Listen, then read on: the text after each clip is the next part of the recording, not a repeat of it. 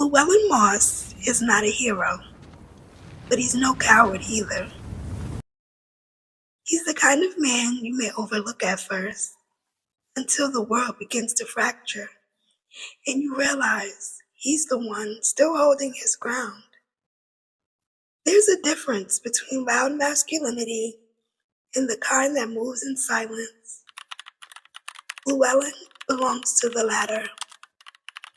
The desert knows it, the money knows it, and so does fate.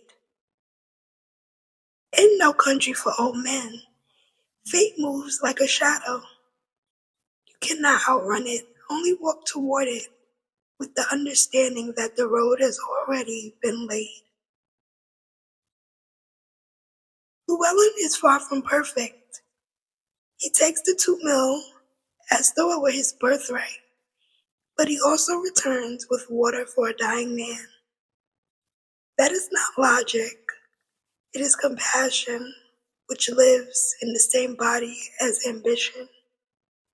Spiritual masculinity is rarely neat.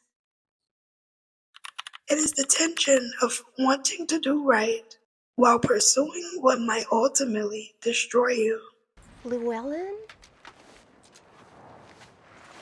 What the hell?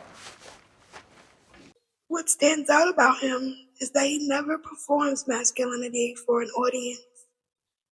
He does not need to raise his voice or demand attention. His masculinity is expressed in how he moves, his steady aim with a rifle, his calculated plan to hide the money, and the brief instructions he gives his wife to ensure her safety. Quiet men like this can be the most dangerous, not because of their temper, but because of their precision. They allow their capability to speak for them.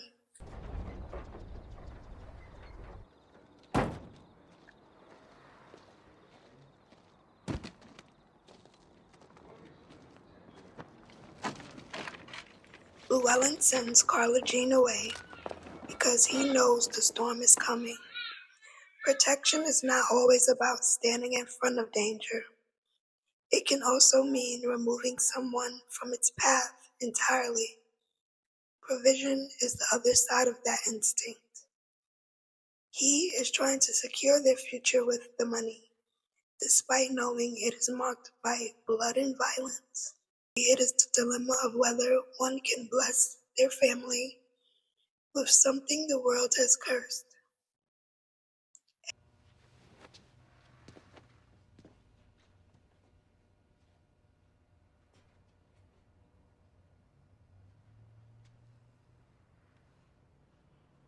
Every man has a shadow.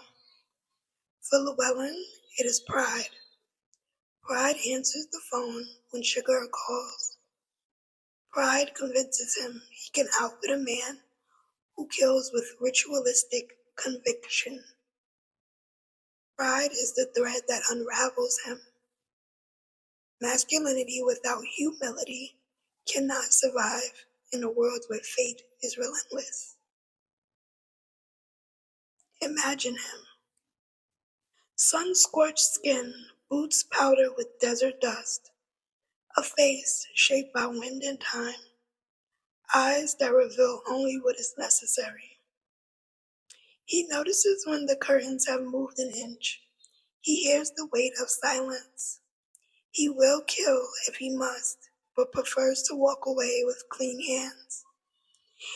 He is resourceful, stubborn, and tethered to his own moral compass, even when the needle spins. Llewelyn dies off screen.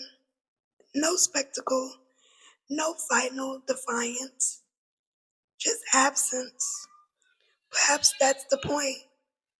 Subtle masculinity is not about grand conclusion, but about how one carries himself in every moment leading to the end. In a world deafened by violence, he moved quietly, balancing the instincts of both hunter and guardian.